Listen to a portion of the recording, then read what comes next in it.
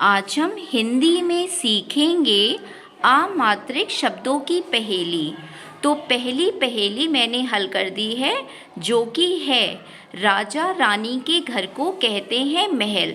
तो इसी प्रकार बाकी पहेलियों में भी हमें सही उत्तर लिखना है। और सभी बच्चे ध्यान दीजिए, जो भी उत्तर आएगा वो 3 अक्षर का अमात्रिक शब्द होगा। सिंचाई के लिए होती है पानी की वेरी गुड।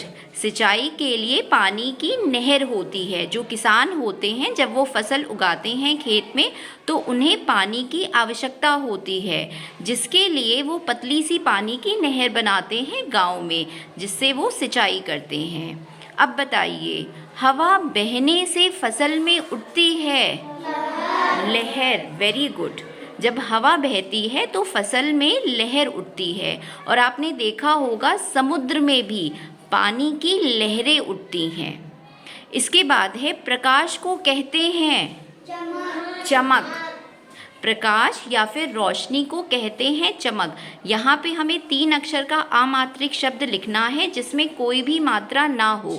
तो यहाँ देखिए, प्रकाश और रोशनी दोनों में मात्रा है, लेकिन चमक में कोई मात्रा नहीं है, तो इसका उत्तर आएगा चमक।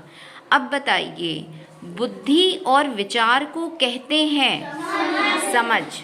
जो हमारी बुद्धि होती है, हम जब किसी चीज़ पे विचार करते हैं, कोई ख्याल करते हैं, तो उसको हम कहते हैं समझ।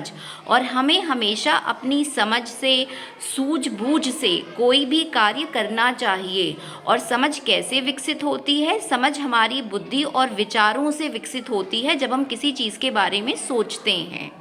अब बताइए, प्रणाम करने को कहते हैं नमन।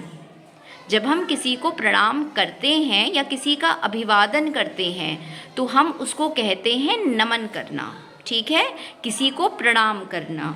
ठीक है, या फिर आप बोल सकते हो नमस्कार करना, या फिर किसी का आदर करना, अभिवादन करना। अब बताइए, हमारा राष्ट्रीय पुष्प है कमल। ठीक है, कमल जो है वो हमारा राष्ट्रीय पुष्प है। और कमल देखिए, एक बहुत ही सुंदर सा फूल होता है, और ये इसका जो आकार होता है वो काफ़ी बड़ा होता है, और यह गुलाबी रंग का होता है। अब बताइए, एक दिन में होते हैं 8 पहर। एक दिन में 8 पहर होते हैं। और सब बच्चे पहर का मतलब समझ लीजिए, दिन या रात का एक निश्चित समय खंड, जो औसतन 3 घंटे का होता है। ठीक है, ये पहर दिन में भी हो सकता है, रात में भी हो सकता है, और ये औसतन 3 घंटे का होता है। और अगर आप जोड़ें तो एक दिन में 8 पहर आएंगे। इसके बाद बताइए, आसमान का पर्यायवाची है गगन। ठीक है, गगन को हम आसमान कहते हैं, ये आसमान का पर्यायवाची है। इसके और भी पर्यायवाची हैं, लेकिन हमें अमात्रिक शब्द लिखना है, तो हम लिखेंगे गगन। बड़े से घर को कहते हैं भवन। कोई बड़ा सा घर है तो उसको हम कहेंगे भवन।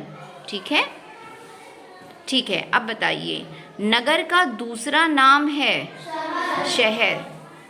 ठीक है, जो नगर होता है यानी कि सिटी, उसका दूसरा नाम क्या हो जाएगा? शहर। तो आप नगर भी बोल सकते हो, शहर भी बोल सकते हो। गांव जो होता है वो ग्रामीण क्षेत्र होता है, लेकिन जो शहरी क्षेत्र होता है उसको हम बोलते हैं शहर, या आप उसको बोल सकते हो नगर। तो सभी बच्चों को अमात्रिक शब्दों की पहेली आ गई। अपने लिए आज का के लिए क्लैप करिए।